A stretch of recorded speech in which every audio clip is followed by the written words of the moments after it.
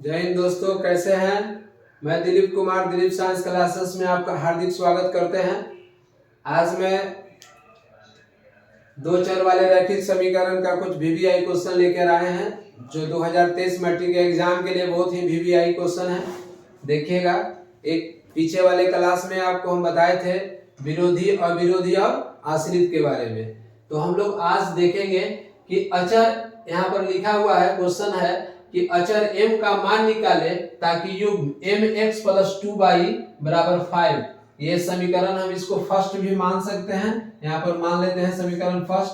और m यहाँ पर देखिएगा कि 3x + y = 1, इस समीकरण हम लोग 2 मान लेते हैं। और इसके अनुसार से, इस क्वेश्चन के अनुसार से यहाँ पर दो क्वेश्चन और मतलब हल करने के लिए दिया गया है। समीकरण 1 और समीकरण 2 एक क्वेश्चन दिया गया है, उसके अनुसार से दो तरह से हल करना है, जिसमें पहला में लिखा हुआ है केवल एक हल हो और कोई हल न हो। तब पिछले क्लास में एक बेसिक कॉन्सेप्ट में आपको विरोधी, अविरोधी और आश्रित के लिए बच्चों बताए थे कि कोई एक हल ना हो तो क्या होगा, कोई एक और केवल एक हल हो तब क्या होगा, और अनगिनत हल हो तब क्या होगा। तो कैसे कैसे जो रूल्स है, किस फार्मूला पर ये डिपेंड्स करेगा और कौन सा फार्मूला पर ये डिपेंड्स करेगा कि कोई हल ना हो कौन सा फार्मूला लगेगा, एक और एक केवल एक हल हो ये कौन सा फार्मूला लगेगा, या अनेक हल हो मतलब अनगिनत हल हो, अनगिनत हल, अनंत हल हो, तो वैसे कंडीशन में कौन सा फार्मूला लगेगा। तो हमारे पास 3 फार्मूला है जो हम लोग देखेंगे। एक फार्मूला हमारे पास है a/d = b/e = c/f। ये अनंत हल के लिए है, मतलब आश्रित युग्म के लिए। ये क्या है, आश्रित के लिए है, आश्रित युग्म के लिए।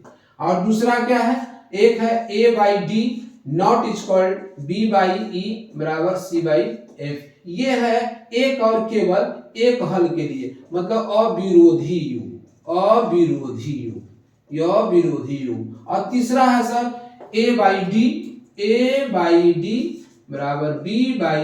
≠ c/f।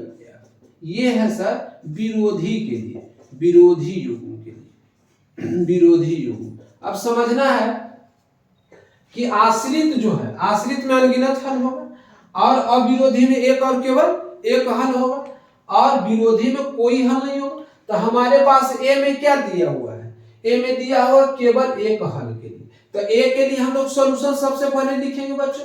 तो उसके लिए समीकरण लिखिए सर कि mx + 2y = 5। और लिखना है सर, ये समीकरण इसको पहला मान लेंगे। और ये लिख रहा है 3x + y = 1, इस समीकरण से कर लेंगे। अब देखिए सर, हमको सबसे पहले ये ध्यान देना है कि a/d = b/e = c/f। अब ये a d b e c f है क्या, तो ये दो समीकरण हमारे पास है, इसी में से हम लोग को निकालना है कि ये क्या होगा, b c d e f क्या होना। तो पहले समीकरण के x के साथ जो गुणांक है, मतलब कोफिशिएंट ऑफ x, मतलब x का जो गुणांक है वो a कहलाएगा। और b, यहां देखिएगा y के साथ जो गुणांक है, मतलब कोफिशिएंट ऑफ y, तो यहां पर b का मान, यहां पर a का मान m हो जाएगा, यहां b का मान 2 हो जाएगा और ये बचा हुआ c = 5 हो जाएगा। उसी तरह से बच्चों यहां पर देखना है कि दूसरा जो समीकरण आ रहा है, तो यहां पर देखो a b c ऊपर के लिए हो गया, तो ऊपर वाले समीकरण, एक समीकरण से a b c निकल गया और नीचे वाला समीकरण से क्या करना है, d e f निकालना है। तो यहां लिख लेंगे सर कि d बराबर, तो दूसरे समीकरण का कोफिशिएंट ऑफ x d = 3। और देखिएगा बच्चों यहां पर कि यहां पर d के बाद e होगा। अब y के साथ कुछ भी गुना नहीं नजर आ रहा है, तो जब कुछ भी गुना नजर नहीं आए तो ध्यान में रखना है कि कोफिशिएंट 1 होगा, तो e = 1। और फिर f का मान, तो f का मान क्या हो जाएगा बच्चों, f का मान 1 हो जाएगा। अब इसी तरह से हम लोग फार्मूला निकालेंगे कि एक और केवल एक हल कब होगा, तो अविरोधी के साथ होगा। तो अविरोधी का फार्मूला कहाँ है बच्चों, यहाँ पर है, तो उसको लिख लेंगे नीचे। नीचे लिखेंगे यहाँ पर कि a/d = b/e = c/f। और कहां पर कटा हुआ है, नॉट इक्वल यहाँ, तो यहाँ पर कर दे। अब देखो कि एक बार में 3 है, तो 3 है तो ये अलग अलग इसको कर लेंगे, तब सहायता हो जाएगा हमको हल करने में। और एक बार में तीनों रखेंगे तो सहायता हम लोग को नहीं होगा, हम लोग को बहुत परेशानी होगा। तो हम लोग इंडिविजुअल 2 जगह कर लेंगे। तो इसको लिखेंगे a by d not equal b by e, तथा इंग्लिश मीडियम वाला एंड लिखिएगा और लिखिएगा कि b बाई ई बराबर c बाई एफ। ये फार्मूला जो है उसको 2 पार्ट में हम लोग बदल दिए, क्योंकि जब हम लोग हल करेंगे तो बड़ा आसान होगा। तो a का मान तो सर हम लोग को पता है, a का मान कितना होगा m, तो लिखेंगे m बाई d का मान कितना है 3 बराबर b का मान कितना है, b का मान देखिए यहाँ पर 2 लिखा हुआ, और e का मान कितना है सर 1, तथा फिर 2/1 और यहाँ देखिए c बराबर 5 और f बराबर तो 5/1। अब देखिए बच्चों यहाँ पर 2 बराबर 5, इस बात को समझना है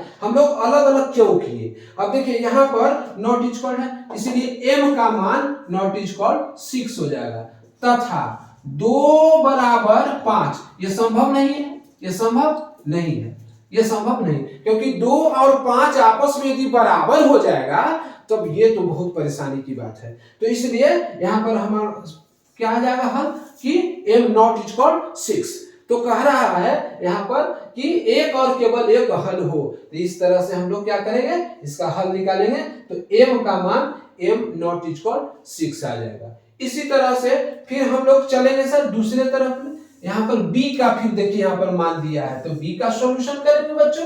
तो b का सॉल्यूशन में क्या लिखा गया है, लिख रहा है कि कोई हल न हो, कोई हल न हो। तो हम लोग समीकरण हम लोग के पास में एक ही है, और उसी में से एक का कह रहा है कि एक और केवल एक हल हो, और दूसरे का कहा जा रहा है क्या कि कोई हल न हो। तो कोई हल न हो उसका भी फार्मूला बच्चों आपको बताए हैं कि विरोधी होगा। तो विरोधी युग्म का मतलब क्या होता है बच्चों, कोई हल नहीं होगा, हल संभव उसका नहीं है। तो हम लोग हल करके देख लेंगे। तो चलिए सर उसका फार्मूला देखिए आपको बगल में हम लिख दिए 3 नंबर में, 1 2 3। पहला नंबर आश्रित, दूसरा अविरोधी और तीसरा विरोधी। विरोधी का फार्मूला लिखेंगे क्योंकि यहाँ कोई हल ना हो, ये याद रखना है आपको। तो उसका फार्मूला लिखेंगे a बाई डी बराबर b by E not equal c by f।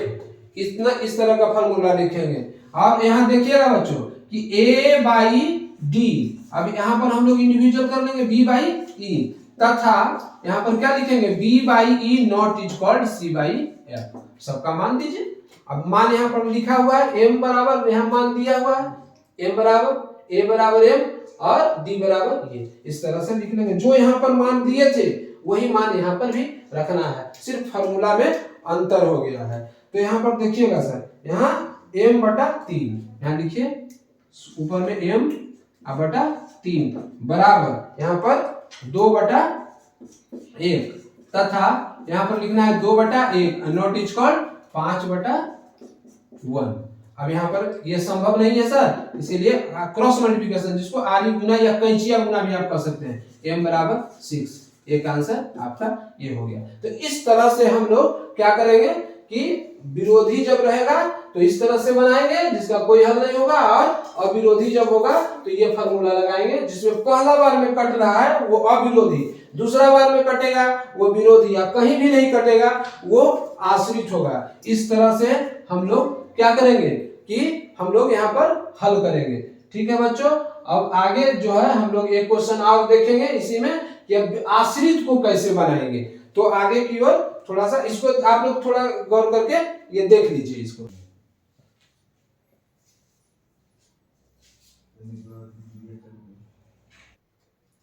यहाँ पर देखेंगे कि के किस मान के लिए रैखिक समीकरण के निकाय के अनंत हल होंगे। तो देखिए अनंत हल जब होने की चर्चा होती है तो एक देखिए यहाँ पर अविरोधी का कितना बताए थे कि एक और केवल एक हल होगा, और विरोधी का कितना हल बताए थे कि कोई हल नहीं होगा। लेकिन आश्रित का बताए थे कि अनगिनत हल होगा।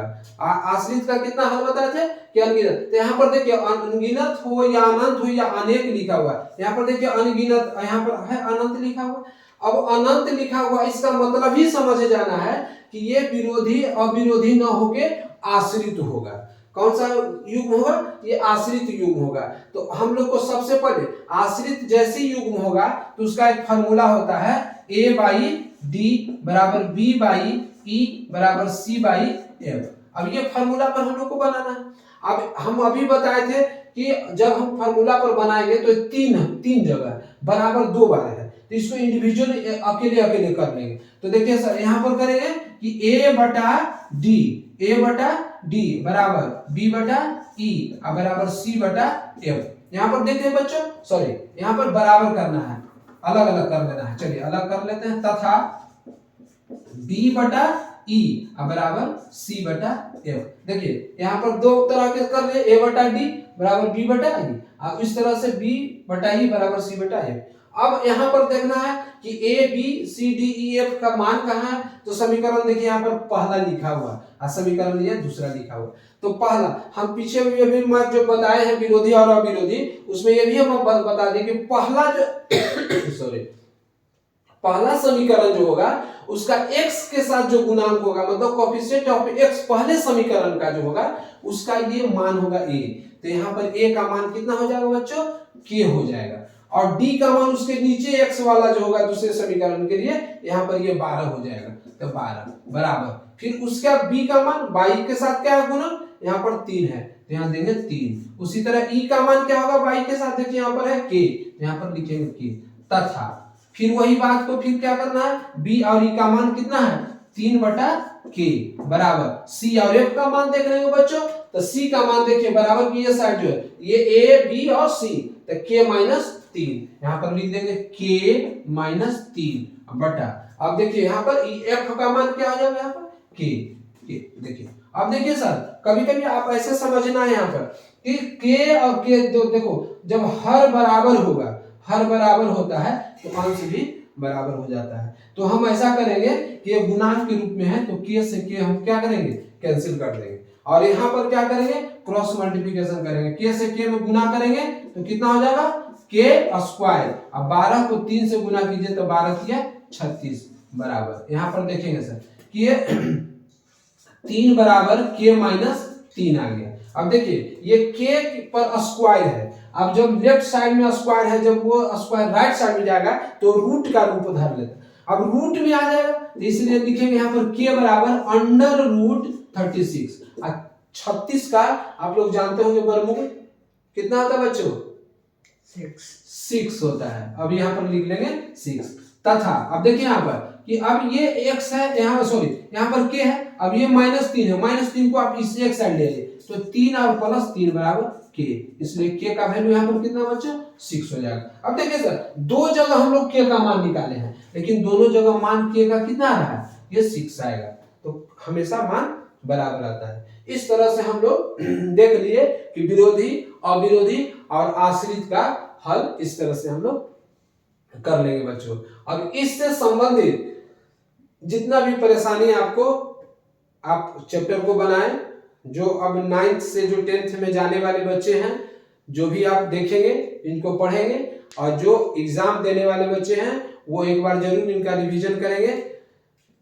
इससे बहुत सारे आपको परीक्षा में प्रश्न हल करने में सहायता मिलेगा। इससे 2 या 3 क्वेश्चन परीक्षा में इससे संबंधित आता है, और कुछ ऑब्जेक्टिव क्वेश्चन भी इससे आएंगे।